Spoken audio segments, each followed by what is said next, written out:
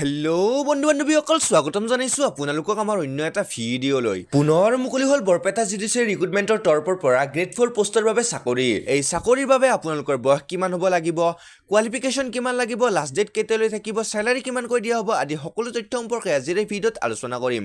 গতিকে ভিডিঅ'টো স্কিপ নকৰাকৈ শেষলৈ চাই থাকিব। আৰু আপোনালোকে অসমৰ লগতে ভাৰতৰ বিভিন্ন ঠাইৰ জব ৰিলেটেড খবৰ সকলোতকৈ আগতে পাবৰ বাবে আমাৰ চেনেলটো ছাবস্ক্ৰাইব কৰি থ'ব আৰু বেল আইকনটো বজাই দিব যাতে আপোনালোকে আমাৰ আহিবলগীয়া ভিডিঅ'ৰ নটিফিকেশ্যন পাই থাকে। তো বন্ধু-বান্ধৱীসকল, আপোনালোকক ইতিমধ্যে জনাইছোঁ যে আজি চাকৰিটো বৰপেটা জুডিচিয়াৰী অৰ্থাৎ বৰপেটা ন্যায়পালিকাৰ তৰফৰ পৰা মুকলি কৰা হৈছে।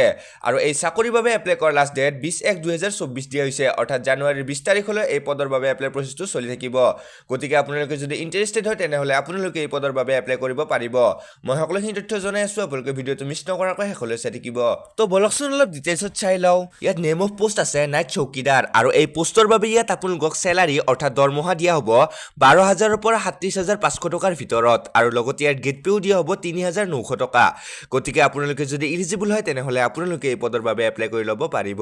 চ' এতিয়া চাওক এলিজিবিলিটি কেইটাখিনি। ইয়াত এজ লিমিট দিয়া আছে 18 বছৰৰ পৰা 40 বছৰলৈ, অৰ্থাৎ 18 বছৰৰ পৰা 40 বছৰৰ ভিতৰৰ কেণ্ডিডেটসকলেহে এই চাকৰিৰ বাবে এপ্লাই কৰিব পাৰিব। আৰু এই চাকৰিৰ বাবে ইয়াত এডুকেশ্যন কোৱালিফিকেশ্যন বিচাৰিছে ক্লাছ 8 পাছ, অৰ্থাৎ অষ্টম শ্ৰেণী উত্তীৰ্ণ কৰা কেণ্ডিডেটসকলেও এই পদৰ বাবে এপ্লাই কৰিব পাৰিব। আৰু ইয়াত আছে হাউ টু এপ্লাই, অৰ্থাৎ কেনেদৰে এপ্লাই কৰিব পাৰিব। এই চাকৰিৰ বাবে আপোনালোকে আপোনালোকৰ ইলিজিবিলিটি অনুসাৰে আপোনালোকৰ ডকুমেণ্টছসমূহ তলত দিয়া এই এড্ৰেছটোত গৈ জমা দিব লাগিব।